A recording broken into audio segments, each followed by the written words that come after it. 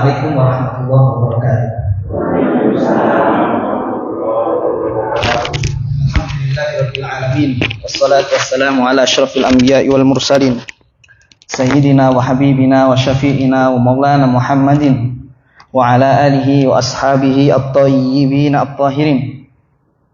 Subhanaka la ilma lana illa ma 'allamtana innaka antal alimul hakim wa tub 'alaina innaka antat tawwabur rahim. Mari bersama-sama kita mulai kajian sore menjelang malam ini dengan bacaan basmalah. Bismillahirrahmanirrahim. Baik. Bapak-Ibu sekalian, kemarin kita sudah kenalan sama penulisnya ya. Penulisnya siapa namanya? Abu Suja. Abu Suja. Nah ini baru tahu nggih, penulisnya Abu Suja. Fikih yang dibahas kitabnya Matan Abi Suja karena yang menulis Abi Suja. Kemarin beliau di antara barokahnya umurnya panjang dan diberikan kesehatan sampai wafatnya. Di antara hal yang menjadi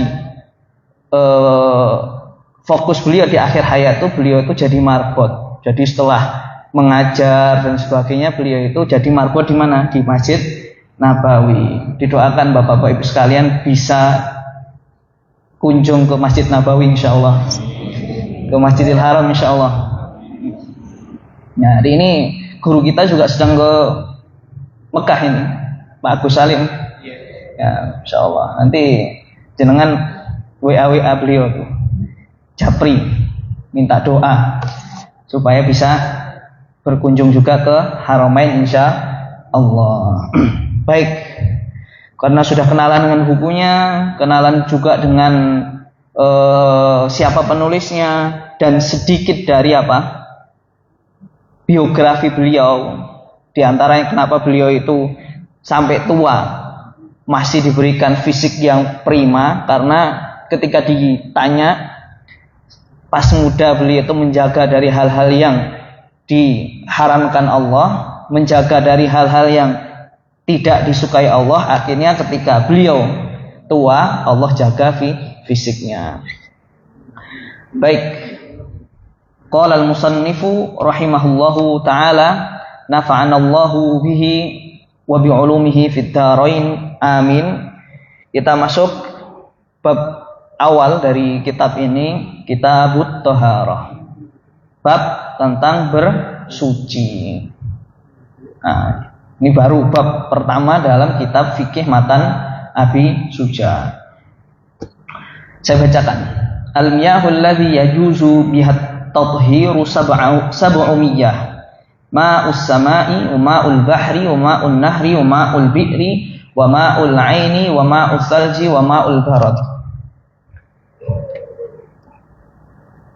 Ada 7 jenis air yang diperbolehkan dengannya bersuci. Yang pertama air langit, air hujan. Yang kedua air laut. Ketiga air sungai. Keempat air sumur. Kelima air mata air. Keenam air salj itu es. Keenam ketujuh air embun. Hafal nggih? Niki kita do mboten insyaallah hafal nih. Pak Widodo sampun angsal buku nih.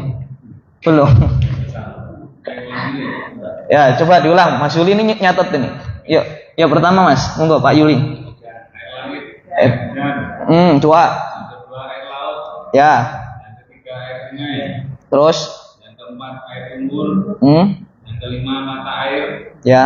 Yang keenam air es. Ya. Yang ketujuh embun. Bagus, mantap.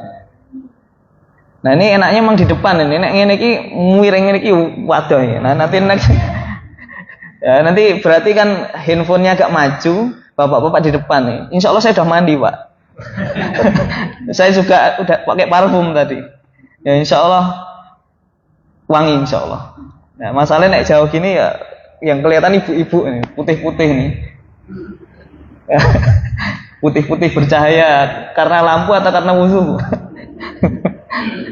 Jelas gini ki, oke. Dalilnya apa? Dalilnya di sini disebutkan gampangnya dari 7 jenis tadi adalah air-air yang keluar dari bumi atau turun dari langit. Itu yang boleh untuk bersuci. Nikurien, mungkin pembagiannya. Nah, disebutkan di sini suatu hari itu ada seorang pemuda datang ke Rasulullah, tanya, kita itu naik kapal, naik perahu, dan cuman sedikit air yang kita bawa di atas kapal. Nah, kalau air itu dipakai untuk berwudu, maka kita kehausan. Kita tahu kan air apa? Air laut. Kalau diminum tambah bikin haus. Ya. Nah, ini ceritanya ini. Ceritanya dulu ada sahabat yang minta fatwa, minta petunjuk Rasulullah. Aku numpak perahu, bekalku mek sithik, nek tak nggo wudu, aku renek ombenan. Kalau saya ndak pakai air itu ndak ada untuk wudu. Nah, ini di sini. Afanatawaddza'u bima'il bahri. Boleh enggak kita itu berwudu, bersuci dengan air laut? Faqala Rasulullah sallallahu alaihi wasallam wa tahuru ma'uhu al-hillu maitatuhu. Jadi dasarnya kok air laut itu boleh untuk bersuci, ya ini tadi. Kata beliau sallallahu alaihi wasallam, coba kalau nama Rasul disebut apa? Sallallahu alaihi wasallam, air laut itu tahur, suci, ma'uhu airnya, al-hillu maitatuhu, bangkainya suci. Bangkai di laut ini pun apa ya? Sesuatu yang semua yang hidup di laut halal untuk dimakan walaupun dia bangkai. Ingat jenengan ampun mancing-mancing putri duyung terus piye? Sapa sing meh mangan putri duyung barang. Putri duyung napa hukume niki? Niku khayalane jenengan. Putri duyung barang nambah nang Jogja Nyiroro Kidul piye? Halal ora dipangan. Jelas gini ki ya? Jelas. Jadi di antara hal yang diperbolehkan itu hewan-hewan yang tinggal atau hidup di laut itu tidak perlu disembelih. Ini penjelasan beliau.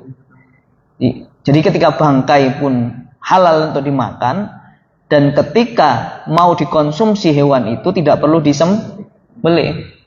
Berbeda dengan hewan di darat. Hewan-hewan yang tidak disembelih atau tidak sempat tersembelih menjadi bangkai itu haram untuk dimakan. Ayam, misal, wis kecet-kecet, nah itu nanti juga perbedaan pendapat ulama itu boleh dimakan atau tidak itu ketika disembelih dalam keadaan sekarat itu. Nah, nanti insya Allah ada pembahasannya insya Allah. Ngeten ya? Jelas niki? Jelas. Nah, lanjut. Tsummal miyahu ala arba'ati aqsamin. Kemudian melanjutkan penjelasan tadi, air itu ada 4 jenis. Nah, ini jangan perhatikan. Mas Zaki tadi bisa Mas Zaki? Jelas? Oke. Misal backlight ini di depan tidak apa-apa ya. Yang di belakang ini aman. Oke. Suara aman ya? Nah, ya. Di monitor kalau gitu. Tadi berapa? Ada berapa air tadi? Ada 4 jenis. Jenis yang pertama, tahirun, mutahharun ghairu makruhin, wa huwal ma'ul mutlaq. Yang pertama itu air yang suci. Sifatnya apa? Suci. Yang kedua mensucikan dan tidak makruh. Yaitu semua air mutlak. Nah niki harus tahu jenengan. Ampun bingung mengke nek kemah pripun, misalnya air tertentu kurang pripun, nanti ketika belajar ini tidak kebingungan lagi. Air yang pertama air yang suci, mensucikan dan tidak makruh. Air nopo? Air mutlak.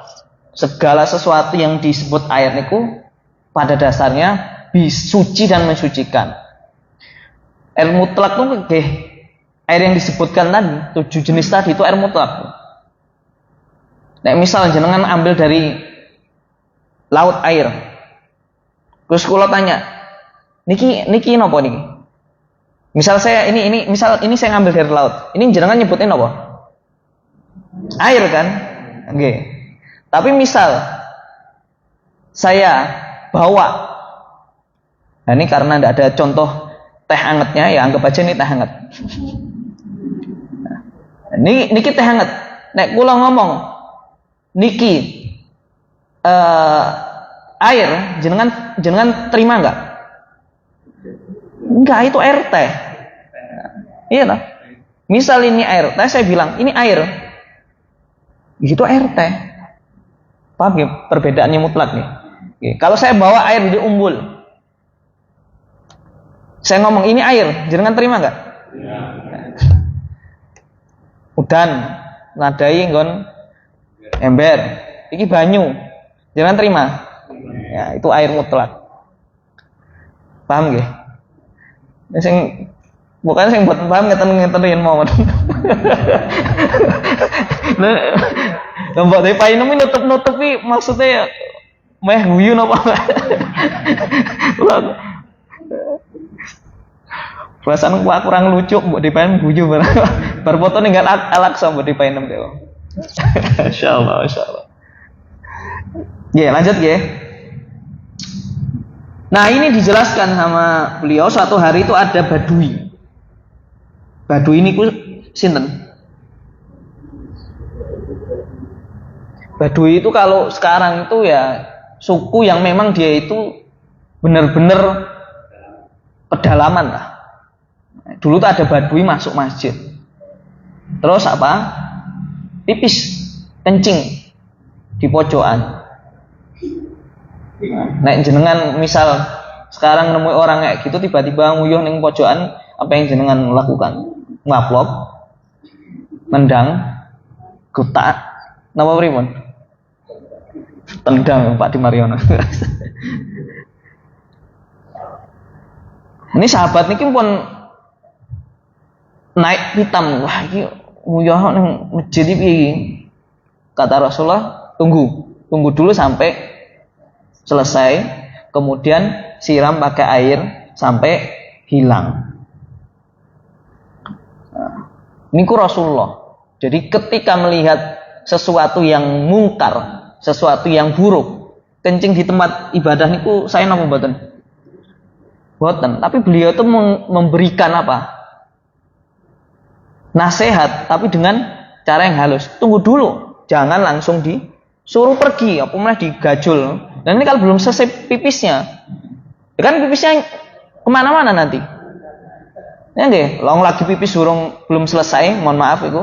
Kan airnya nanti kalau dia tiba-tiba langsung dikuaget ya, apa di hardik langsung lari, tambah ngelebar nggak niku? Tambah lebar, malah tambah banyak yang terkena najis.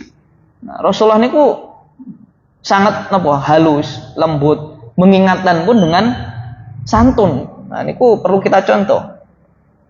Maka ketika kencing si badui tadi, tunggu sampai selesai baru disiram pakai air. Itu sudah suci. Nah, itu konteksnya dulu ya mungkin tidak ada keramik ya. Tapi ya sekarang pun misal ada seperti itu, misal ada anak kecil yang kencing di masjid, yang penting sudah hilang dari lantai itu baunya atau zatnya tadi, itu insya Allah sudah suci. Ya, cara mensucikannya ya disiram dengan air sampai hilang apanya? Hilang apa ininya namanya? Airnya hilang. Maka di sini kan disebutkan juga fa innama bu'istum muyassirin walam tab'atsu mu'assirin. Sungguhnya Rasulullah itu diutus ke dunia ini dengan memudahkan sesuatu, tidak mensulitkan. Umat-umat terdahulu itu, misal ya, tobat kon bunuh diri. Nah, sekarang jangan tobat kan, syarat tobat satu, mengakui kesalahan, istighfar jadi ulangi lagi. Umat Nabi Muhammad itu luar biasa, dimudahkan. Umat dulu tobat kon bunuh diri. Ada lagi yang misal ya, kain terkena najis, kalau kita kan gampang, dihilangkan dulu ainun najasahnya, posisi yang ada najisnya tadi dengan air, kemudian sudah hilang, itu sudah bisa dipakai lagi. Kalau dulu dipotong, diketok, kainnya diketok, kena najis, diketok kainnya. Biasanya sholat tidak 5 kali sehari, lebih.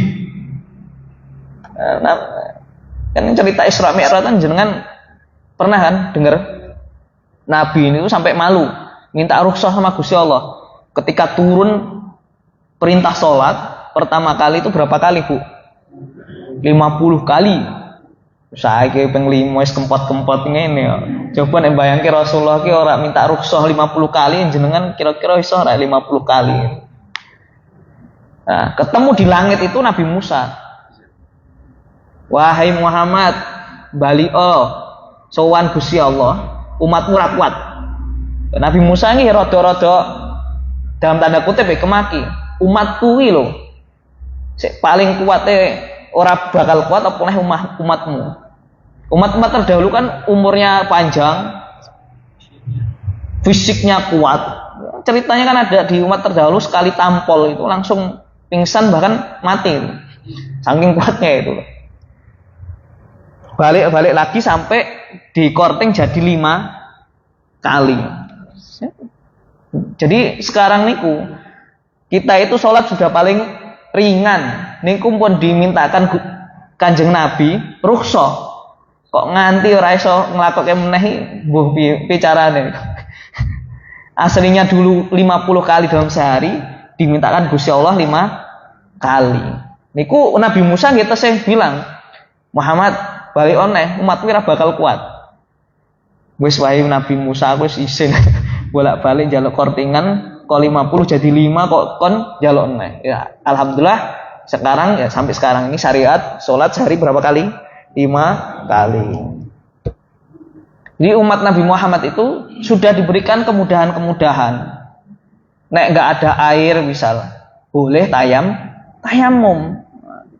Seperti itu. Jadi panjenengan patut bergembira bahwa kita itu hari ini menjalankan syariat itu dengan cara yang termudah. Cara yang paling ringan. Baik, niku nggih. Niku yang pertama tentang bab napa? Air mutlak. Yang kedua, watahirun mutahhirun makruhun wa huwal ma'ul musyammas. Yang kedua itu jenisnya adalah suci, mensucikan, tapi makruh. Makruh niku ya gampangnya dihindari lah, dibenci. Napa dek wau? Suci, mensucikan tapi dibenci. Sebaiknya dihindari. Air nopo? Ma'ul musyammas. Air yang panas karena matahari. Enten sedaya niki aire wis bening wadem. Insyaallah nggih mboten enten ini sedaya. Tapi nek negara Arab niku 50 derajat. Misal goreng ndok ning nggon njaba ngono kae, wajan terus kayak nggon pasir mateng. Nah niku enten banyu kayak nggon padang pasir. Terus panas niku. Nah niku makruh nek nggih napa? Wudu. Soalnya nggih merusak kesehatan. Apalagi kan airnya posisinya ditaruh di ember besi atau dari tembaga dan sebagainya. Wis dipanas kena matahari, kemudian juga bercampur dengan ember yang dari besi itu barangkali juga merusak kesehatan. Nah, niku hukumnya napa nek enggak ada yang lainnya atau ada yang lainnya, dia jangan wudu pakai niku. Tapi kalau terpaksa kok adanya cuman itu berarti tidak apa-apa tapi makruh. Paham gini nggih? Paham. Yang ketiga, wa tahirun ghairu mutahharin wa huwal ma'u al-musta'mal wal mutaghayyiru bima khalatahu min at-tahirat. Selanjutnya, jenis yang ketiga, suci tidak mensucikan. Suci tidak mensucikan, yaitu ma' musta'mal. Ma'u al-musta'mal. Ma'ul musta'mal itu gampangnya gimana sih? Ma'ul musta'mal itu air yang sudah dipakai untuk bersuci. Misal ada orang wudhu, terus bekas air wudhunya tadi ditampung. Nah, air yang tampung dari air wudhu tadi namanya air musta'mal. Atau misal orang mandi junub, itu airnya ditampung. Nah, itu air yang dipakai untuk mandi tadi namanya air musta'mal. Itu suci, tapi tidak mensucikan. Nah, itu nanti ada pembahasannya tuh di kitab fikih yang lebih tinggi lagi. Hukum bersuci pakai air musta'mal tadi. Air apa? Musta'mal tadi. Ya, jenengan kalau mikirnya si doa ya itu nggak relate. Mungkin itu turah-turah kadang iuran ngono kae yo wis murah ngono kadang yo jarene ra nek sing bayar. Kan gitu. Di sini kan air sangat berlimpah alhamdulillah. Nah, ini kalau di daerah-daerah yang memang sulit ini ya air ini ya sangat-sangat mahal itu. Bahkan bayar itu bukan hanya per bulan, per ember bahkan. Nah, jadi air musta'mal tadi air yang sudah dipakai untuk bersuci, dia itu suci tapi tidak mensucikan. Paham gak sampai sini gak? Paham? Gak, lanjut gak? Yang kedua, air mutaghayyir. Air yang mutaghayyir dengan sesuatu yang suci. Misal air teh tadi. Air teh niku suci napa mboten? Suci, tapi ampun wudu ngangge air teh. Kopi suci mboten? Suci, tapi tidak boleh berwudu dengan air kopi. Nah, di sini tingkatannya seperti apa? Ya pokoknya nek air itu sampai misal ada air dicampur sama gula. Nah, kita tuh nggak bisa bedakan antara air yang mutlak tadi dengan gula tadi, karena sudah bercampur. Nah, kholat tadi sudah bercampur, maka itu disebut air mutaghayyir, yang mana ketika itu sudah tercampur antara air dengan sesuatu yang suci tadi, dia hukumnya suci, tapi tidak bisa mensucikan. Ini jenis yang ketiga. Nah, ini fikih ini nek ngaji niki nggih meh celek golek celah guyone ya rada angel. Lha jeneng ngaji hukum mong guyon iku rada angel. Tapi mungkin anu nggih insyaallah disampaikan dengan cara yang termudah dan semoga juga bisa ditangkap nggih.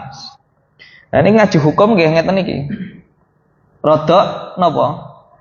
Rada butuh fokus lebih gitu. Tapi nek jenengan sampun ketemu polanya, sampun menikmati, ngaji fikih seolah nikmat. Nah, salah satu nikmatnya mungkin saged dipraktekkan langsung. Nah, nek fikih ini kan ilmu yang langsung dipraktekkan, sehari-hari gitu. Kan nanti ya semoga nanti ketemu polanya yang lebih mudah dan jenengan bisa lebih enjoy insyaallah. Yang terakhir, keempat, wa ma'un najis, wa ma'un najisun. Yang keempat tadi apa? Air najis. Nah, di sini najis itu ada kriterianya, ada indikatornya. Wa huwa alladzi halat fihi najasatun wa huwa dunal qullatain au kana kullataini fataghayyara. Nah, yang keempat, air najis itu adalah air yang sudah tercampur dengan apa? Najis, dan dia itu kurang dari 2 kolah. Saya tuh mikir ya, dulu tuh Simbah itu sering ngomong kolah-kolah nih kan. Saya tuh nggak paham dulu pas kecil tuh. Kolah, maksudnya air kolah itu air kamar mandi. Terus buatan air kolah ini air kamar mandi buatan. Air kolah kamar mandi kan. Terus saat dulu kan kita fikih, wah wong Jawa berarti biyen asline wis sinamatan Nabi Suja ya. Bahasanya bahasa fikih banyu kolah. Terus tak pikir meneh kolah niku. Nah niki jenengan perhatikan ini nek di sini penjelasannya itu karena ini beliau yang nulis adalah orang Irak ya, orang Iran. Di sini dikonversi sekitar 500 ritel Baghdad. Opo yang elmen. Nah itu ya takarannya orang sana. Tapi setelah dikonversi sekitar 190 liter. Jadi 2 kolah itu sekitar kira-kira 190 liter. Nah, kalau cari referensi tadi, 1 kulah itu nek ditampung di dalam bejana ya, kira-kira itu 60 cm persegi. Jadi misal kubus niku itu tingginya 60 cm, lebarnya 60 cm, panjangnya 60 cm. Ya jenenge kubus berarti sisi nggih. Itu sekitar 1 kolah yang bisa nampung berapa? 190 liter. Jenengan coba mungkin. Berarti nek ada 1 genangan air atau air di dalam sebuah wadah, kemudian kemasukan najis dan ukurannya belum sampai 2 kolah, berarti dia dianggap najis. Jelas mboten? Nek jenengan di kira-kira mau di kamar mandi jenengan kira-kira pun 2 kolah atau kurang dari 2 kolah. Nah, nek kurang kira-kira langsung wah kena sesuatu yang najis, contohnya air kencing, kemasukan tikus, kemasukan bangkai. Niku otomatis kudu dibersihkan supaya apa? Tidak najis airnya. Nah, niku jenengan pastikan sendiri nggih. Pokoknya 1 kulah niku sekitar 190 liter. Itu yang pertama nggih. Jadi kriteria najis itu kalau dia kurang dari 2 kolah kena najis niku najis. Dan nek banyu umbul niku boten najis niku. Walaupun sing mungkin ada yang pipis di dalam itu. Kan 2 kolah niku. Nah, niki kan biasanya males ning kamar mandi. Terus napa? Pipis di dalam kolam. Dan ini konteksnya banyu umbul, insya Allah masih suci karena airnya mengalir. Dan itu lebih dari 2 kolah. Tapi nek air kolam renang, air niku dibersihkan kapori tidak mengalir. Nah, niku hati-hati niku. Jangan pipis sembarangan niku. Bisa najis toh. Nggih, lah bayangin kalau yang di 1 kolam renang niku wong 20. Nguyuh kabeh. Ya kuwi nek 2 kolah nek semuyuh wong 20 niku, yo najis loh. Paham mboten niki? Intine nggih, nguyuh nek kamar mandi. Jenengan saged ngukur lho. Nek umbul aku nguyuh ketok ora apa-apa. Walaupun asline ning kamar mandi maksud kula. Artinya kalau ente sing pipis tadi kemungkinan tidak sampai membuat airnya apa? Najis. Tapi nek kita kamar kolam renang nek Bantul kan mboten enten sumber air ngeten Klaten to. Rata-rata nek renang nggih ten kolam renang, kolam renangnya nggih tidak terlalu besar. Nah niku nek pun banyak orang, nek kula dhewe ini wis rasah mending ora adus. Nah masa kolamnya kecil sing mlebung 20 iki ya ora mudeng sing pipis sapa, mosok tak takoki siji-siji. Ya menjaga itu mending apa? Tidak usah mandi di situ. Nanti kan bisa ngukur nggih. Ngukur. Itu tadi indikator pertama. Kalau tidak sampai 2 kolah kemasukan najis, berarti najis. Atau lebih dari 2 kolah tapi berubah. Jadi najis itu ada 3 kriterianya. 1 berubah warnanya, 2 berubah rasanya, 3 berubah warnanya. Kuwi najis. Jadi mane iki 2 kolah kok kelebuan bangkai ora apa-apa ora najis. Ya kok sik tilike sik. Kuwi nek 2 kolah banyune terus dadi berubah. Jadi najis walaupun lebih dari 2 kolah. Nah, kecuali nek lebih dari 2 kolah tidak berubah warnanya walaupun kemasukan najis tidak najis.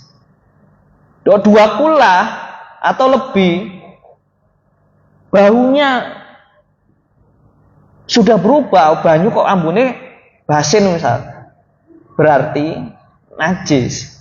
Pun mboten usah dihitung iki kita lebih dari kuah rasa. Nek banyune genah berubah warnanya, berubah rasanya, berubah apa tadi? Warnanya, berarti najis. Jangan buat tas lain nek kota besar niku sing sungainya berubah najis kok ya. Delok warnane wis ireng ya berarti najis. Ambune pesing mesti wis najis. Niki jenengan paham mboten niki penjelasannya? Niki berat napa ringan? Ringan. Ngaji ki ringan kok. Oh, ngaji niku ringan. Nggih, sebelum dilanjut napa niki dianu dulu. Siapa yang mau ngulangi lagi? Ayo. Tadi air pertama, siapa yang mau ngulangi ya? Pak Wawi. Air pertama Pak Wawi. Jenengan baru kelihatan loh Pak Wawi 2 pertemuan kalau cari-cari di ujung-ujung Pak Wawi ya. Air mutlak itu air apa Pak? Buatan air yang suci, mensucikan dan tidak makruh. Oke, air mutlak. Oke, mantap. Yang kedua siapa Pak? Pak Umar Pak 2. Pak Umar. Kedua apa Pak? Air suci, mensucikan dan makruh. Apa itu? Air yang panas karena matahari. Itu makruh. Pak Budi, monggo ketiga Pak Budi. Sebelum najis. Air yang suci tapi tidak itu ada 2 tadi, air mustakmal sama air mutaghayyir. Mustakmal tadi dipakai untuk bersuci. Kalau mutaghayyir tercampur dengan zat yang suci. Mau Pak Rinto terakhir. Oh, najis. Apa mau ada 2, indikatornya ada 2. Pertama, belum sebelumnya. Kemasukan najis dan kurang dari 2 kolah. 1 kolah tadi berapa liter? 190 liter. Niku kula kira-kira mawon nggih. Maksudnya dikira-kira niku nggih rasa harus di literi siji-siji mboten sah. Kira-kira nek sakmene iki 10, masa 100 liter semene to. Nah nek ukurane sing kula cek dek wau 60 kali 60 kali 60 itu sekitar berapa? 190 liter. Yang kedua, Pak Joko, yang najis karena lebih dari 2 kolah dan berubah warna dan bau dan rasa. Ini selesai bab air. Nah, niku air apa niku? Nah, air sawah kan berarti air sungai. Suci napa mboten? Suci. Ini jenengan angsal, misal wudu dengan air sawah angsal. Nggih. Dan kan tadi ada kriterianya. Kriterianya apa tadi? Berubah warnanya enggak? Baunya berubah enggak? Warnanya berubah enggak? Nggih pun nggih wudu. Kan jenengan pun ngertos indikatornya tadi. Oh nek, wah ini kok air sawah. Warnanya kok ketok butek. Buteknya karena bukan tanah, misal kena zat tertentu. Ya berarti enggak jadi suci. Walaupun dia tadi air mutlak. Enggak jadi mutlak lagi, air najis ini. Nah, ya jenengan bisa ngukur kan? Enggak perlu wah iki ketok suci apa ora ya. Ya jenengan bisa tadi ngukur. Indikator najis kan kalau tidak sampai 2 kullah kena apa? Sesuatu yang najis, bangkai misal, kotoran, tinja, maaf. Ya jelas itu apa? Najis. Nah, 2 kullah itu kan jenengan bisa ngukur. Pas semene iki jenenge alirane cilik iki enggak mungkin 100 liter. Terus kok ana sing nguyuh ning kono. Anjir kan saged ngukur. Oh niki berarti bukan suci, niki najis. Tapi nek alirannya gede. Terus walaupun mohon maaf ada yang buang air di situ. Tapi tidak mengubah warna, enggak mengubah rasanya dan juga warnanya. Berarti suci.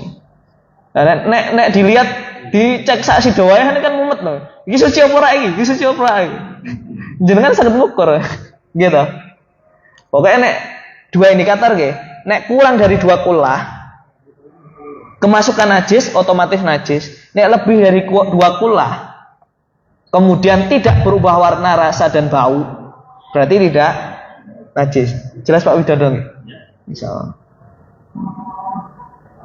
Aman. Nggih, niki mboten kula waos daya niki. Nek waos daya mengke selesainya jam 12 iki.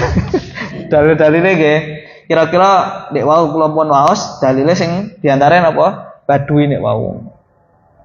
Diantarane sing napa? Air laut suci dan mensucikan.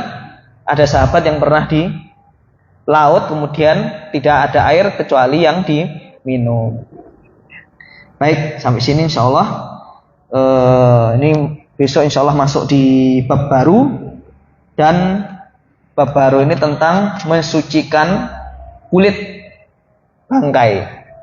Jadi kulit bangkai itu ternyata bisa disucikan dan bisa digunakan untuk kebutuhan-kebutuhan tertentu. Nah, cara mensucikannya siapa? Jenis kulit yang boleh disucikan itu apa? Niki kulitnya nek konteksnya kulit napa? Bangkai loh ya.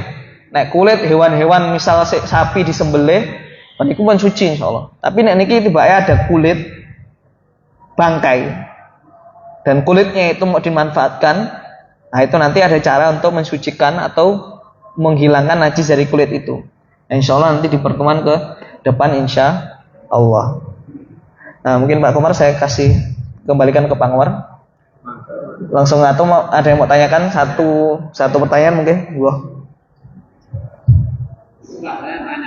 Ini Pak D, monggo Pak D. Daripada kita wudhu dan pola itu risiko karena ada banyak tambahkan untuk wudhu. Gimana air? Kalau sedikit diberikan cara dialirkan. Untuk wudhu. Untuk wudhu kan tadi ada 2 jenis air Pak D. Air yang pertama air yang mutlak. Berarti kalau air hujan jenengan langsung wudhu dengan air hujan jelas bisa. Nah sekarang air di kamar mandi jenengan itu kira-kira lebih dari 2 kullah enggak? Tidak untuk tadi dan kan kandungnya tidak dulu.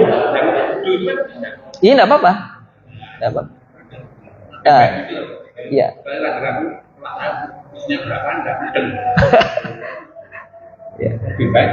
Iya. Tapi kalau enggak tahu, maksudnya enggak tahu ada najisnya enggak, kan jenengan bisa lihat dari 3 kriteria tadi. Bersih. Kalau enggak ada tadi, enggak berubah warnanya, enggak berubah rasanya, enggak berubah baunya, insya Allah suci. Oke. Jadi jenengan harus bisa menghilangkan was-was niki. Karena kalau pernah niki enten sing salat iki Allahu Akbar. Boleh nih Allah. Ini tak balik-balik wong iki salat Allah wae iki ora mulai. Ragu niku. Wong iki ngopo ya? Terus kula tanyain, jenengan nggih kula penasaran. Niku mazhab napa? Takbire bolak-balik iki ora ndang. Kudune kan takbir pisan Allahu Akbar. Saya ragu niki salat kula niku keterima napa mboten. Wah niku pun abot niku. Ya kula jawabe gampang. Nek jenengan niku pun yakin pun wudu, nah ternyata dia itu ragu karena aku ki batal ora wuduku ya. Kula tanglet lah. Jenengan itu sudah wudu dereng? Sudah. Kenapa ragu batal wudunya? Nggih ragu mawon. Nggih, kajengin jenengan mboten ragu.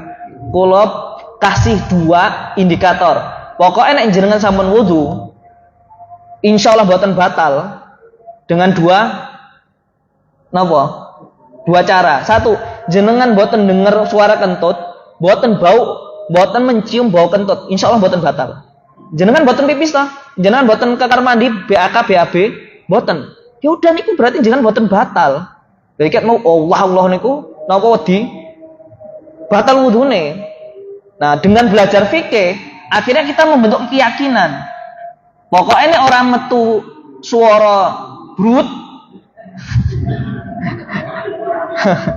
terus enggak kecium bau menyengat, bau bangkai dari belakang, mboten batal. Ngeten loh. Nah, berarti kan membangun keyakinan itu karena berdasarkan ilmu. Nah, jenengan sampun belajar fikih, tahu ilmunya, gampang mawon iki kira-kira semene, iki rene najise, iki gak berubah warnane, suci insyaallah dipakai. Nggih, ngeten nggih.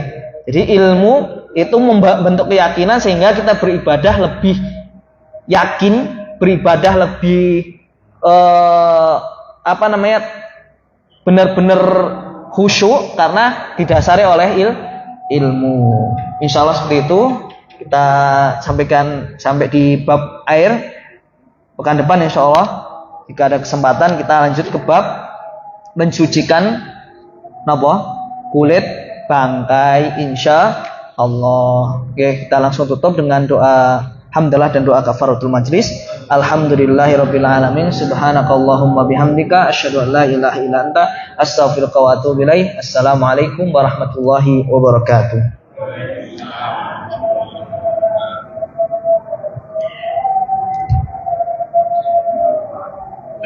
Mari kan Pak.